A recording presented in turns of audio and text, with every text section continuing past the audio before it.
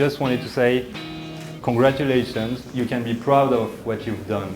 You've qualified over hundreds of FBLA participants to the first round, and your score at the certification exam were just amazing. One of you has beaten the world record of 1,000 points at the Excel certification exam in terms of age.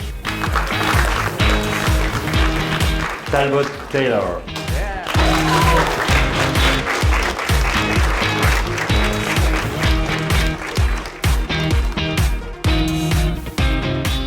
Caleb Shank.